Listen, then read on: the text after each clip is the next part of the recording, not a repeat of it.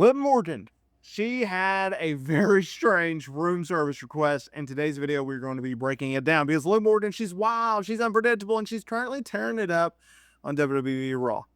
We know her for her high energy in Ringside and her unique connection with the WWE fan base, but what about life on the road? Well, Liv recently shared a story about one of her hotel stays, and specifically a very strange room service request that she once made that will have you laughing or just completely stunned. Forget about your typical burger and fries order because Liv Morgan has revealed a room service request so out there, so uniquely her, that it is something that left the hotel staff baffled and probably created a legendary road story. Now we got the details. This isn't just a funny anecdote. This isn't just a glimpse. This is a full life story. Today we're going to be diving deep into the hilarious and bizarre story straight from Liv Morgan herself. And trust me, you'll never look at a hotel menu the same way again after hearing this story about the very strange room service request made by Liv Morgan. Let's get into it, y'all.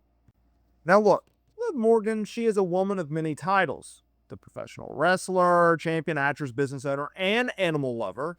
And while appearing on What's Your Story with, Dominik Mysterio, things got interesting because Dominik, he recalled a moment when her love for animals, specifically cats, came to the forefront during a WWE tour over in sweet Saudi Arabia. There was a situation in Saudi Arabia a few months ago, Mysterio said. Liv Morgan got a little bit of a situation with his cat. Situation was we couldn't find it a home, and she was already 3 days deep into this cat. She just kind of took one. I got news of it, and I had no idea until we got to the arena. She's like, I had this cat living in my hotel room. She was feeding it tuna. She was ordering it salmon. She was ordering room service for this cat.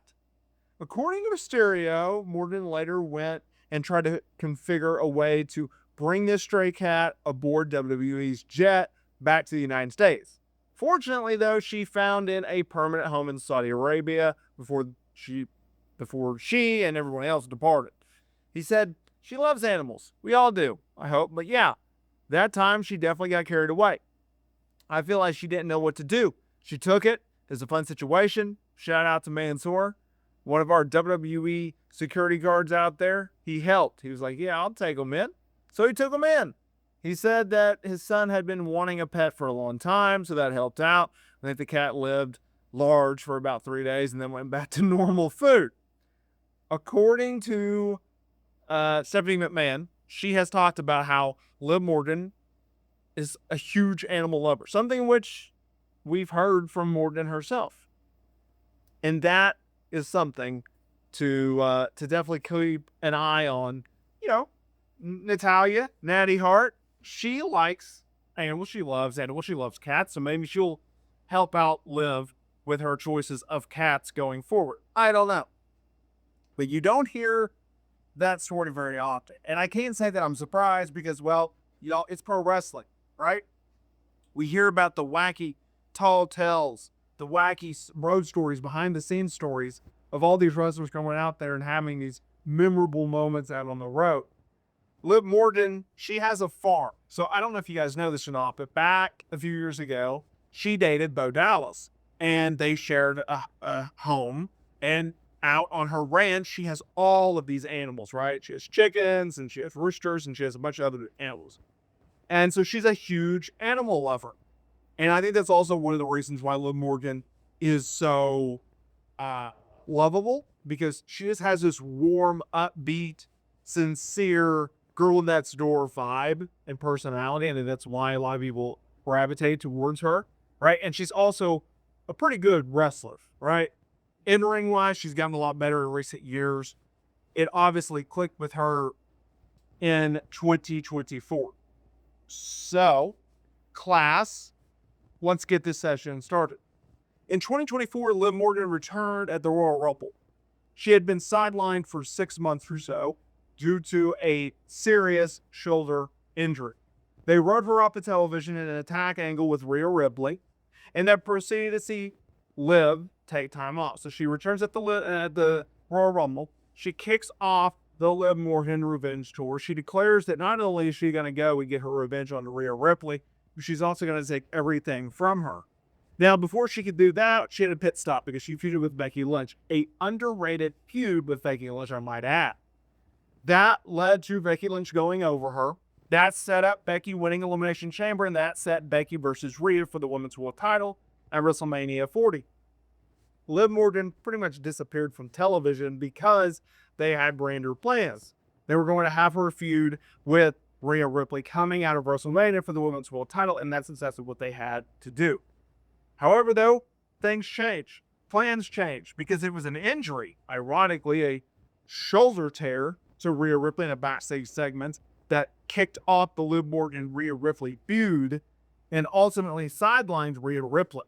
So while, yes, in storyline, Liv got her revenge on Rhea, the feud was not over.